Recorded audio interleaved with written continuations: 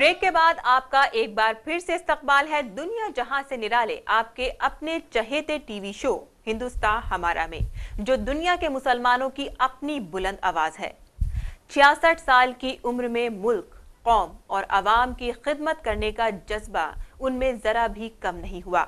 दुनिया जहां के उल्हाने सुनकर भी रशीद मसूद साहब जरा भी नहीं बदले। पेश है आज का मकाम।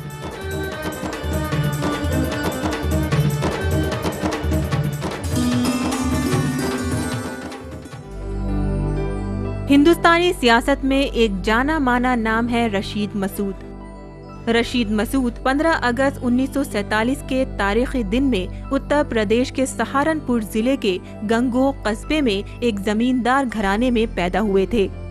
जमींदार होने के बाद भी उनका कुंबा हमेशा सोसाइटी के दबे कुचले लोगों की हिमायत में आगे रहता था।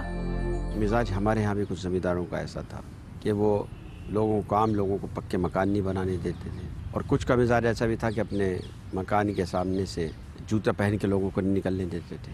तो बुनियादी तौर पर तो हमारे बुज़ुर्गों ने ये कहा कि ये एक गैर इस्लामिक फेल है।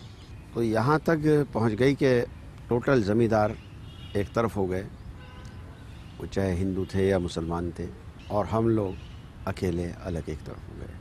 और ख़ता हमारे ख़ानदान की ये थी कि हम कहते थे जो हक़ आपको पक्का मकान बनाने का, वो इस गरीब को भी पक्का मकान बनाने का है। रशीद मसूद का बचपन गंगोह की गलियों में बीता। उनके बचपन के साथ ही उन गलियों के गरीब और मजलूम बच्चे हुआ करते थे। मसूद साहब को इन बच्चों से बेइंतहा मोहब्बत थी, तो उनका बचपन भी उनके साथ गुजरा। उन्होंने कभी भी इनके साथ कोई ऊंच नीच वाला बर्ताव नहीं रखा। साथ खेले, साथ खाया, साथ मस्ती की, धमा चौकड़ी मचाई।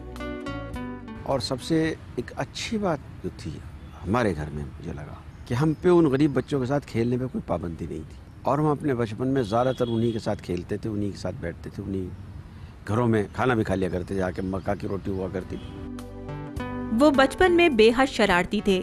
यही वजह है कि शुरुआती तालीम के बाद घर वालों ने उन्हें सेकेंडरी के लिए अलीगढ़ मुस्लिम यूनिवर्सिटी भेज दिया, जहां उन्हें छठे दर्जे से लेकर LLM तक की तालीम हासिल की। क्योंकि पढ़ने में बहुत ज़्यादा वक्त नहीं लगता था, बल्कि खेलने में ज़्यादा ज़ाया होता था। और हमारे वालिद को लगा कि ये पढ़ नहीं पाएंगे यहाँ से, तो हमें 57 में हम अलीगढ़ चले गए और 6th क्लास में वहाँ हमारा दाखिला हो। स्कूल और कॉलेज के दिनों को याद करके रशीद मसूद की आंखों में आज भी चमक पैदा हो जाती है। अलीगढ़ मुस्लिम यूनिवर्सिटी का जिक्र छिड़ते ही वो संजीदा हो जाते हैं, इमोशनल हो जाते हैं। स्कूल और कॉलेज के बिताया हुआ हर लम्हा उन्हें आज भी बाखूबी याद है। जब हम गए तो जाकिर साहब रिटायर हो रहे थे और कर्नल बशीर साहब नए वाइस चांसलर की हैसियत से आ रहे थे, और क्योंकि आज़ादी मिले बहुत थोड़े दिन हुए थे, और हिंदुस्तान में एक बहुत बड़ा तबका ऐसा था जो हिंदुस्तान की तकसीम के ज़िम्मेदारी अलीगढ़ यूनिवर्सिटी के ऊपर डालना चाहता था। और मौलाना अबुल कलाम आज़ाद साहब ने बड़ी लड़ाई और झगड़ने के बाद बड़ा मुकाबला उन लोगों से किया जो अलीगढ़ यूनिवर्सिटी को ख़त्म कर देना चाहते। रशीद साहब का सियासत में कोई खास लगाव नहीं था। सियासत में आना वो एक इत्तेफाक मानते हैं। तो 22 फरवरी लास्ट डेट थी 1974 नॉमिनेशन की। 22 तारीख अगले दिन नॉमिनेशन भरना सीधा जा कर के 1 बजे से 4 बजे तक यही मैं इनकार करता रहा। ये तो एक भाई ने हमारे कहा कि 53 से ये हिंदू भी और मुसलमान भी तुम्हारे बाप के साथ खड़े हुए हैं, हार रहे हैं पर अब भी खड़े हुए हैं, छोड़ नहीं रहे हैं। इनका कोई मफाद था? ये तो कांग्रेस में भी जा सकते थे, दूसरी पार्टी में भी जा सकते थे, इंडिपेंडेंट का क्या वजूद होता था। तो इन्होंने इतनी कुर्बानी दे दी, आज इनको तुम्हारी ज़रूरत है, तुम इतनी कुर्बानी नहीं दे सकते हो। तो ये बात मेरे दिमाग पे अपील कर। रशीद साहब पर एक बड़ा इल्जाम लगता आया है उनके दल बदलू होने पर इन इल्जामों को वो एक सिरे से नकार देते हैं। बेसिकली उसी आइडियोलॉजी से वहीं जुड़े रहे हैं, लेकिन पार्टियों के नाम बदलते चले गए। रशीद साहब बाबरी मस्जिद की शहादत पर अपनी एक अलग राय रखते हैं। बाबरी मस्जिद के लिए हमें मार्च की ज़रूरत नहीं है। दस्तूर के अंदर जो दूसरी हमारे पास रास्ते हैं, धरने में बैठना हो, कहीं गांधी समाधि धरने में बैठो, कोर्ट में जाओ, आपसी फैसले की बातचीत करो। इसका हल यही है। एक वक्त था जब वो मुलायम सिंह के बेहद करीबियों में शुमार हुआ करते थे, लेकिन आज उनके सपा लीडर के साथ रिश्तों में एक बड़ी तल्खी आ गई है।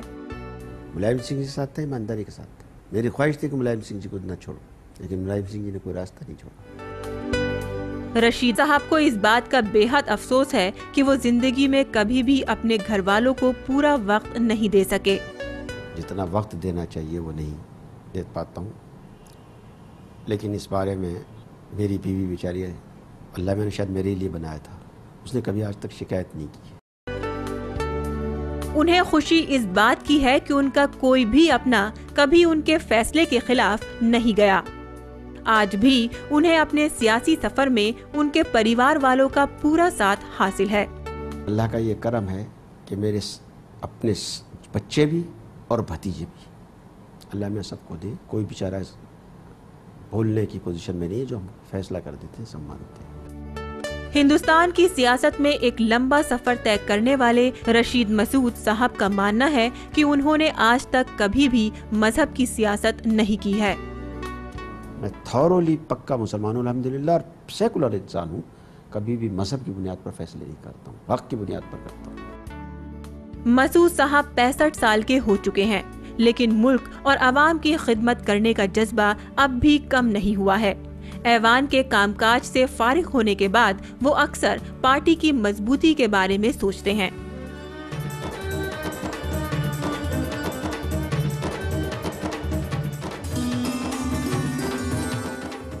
सुर वही, साजों पे चलती हुई आवाज वही, हाँ वही रंग है, महकी हुई खुशबू भी वही। यह जनाब रशीद मसूद साहब की शोहरत की खुशबू है। इससे पहले कि हम अपना अगला सेगमेंट किरदार पेश करें, वक्त हो चला एक छोटे से ब्रेक का।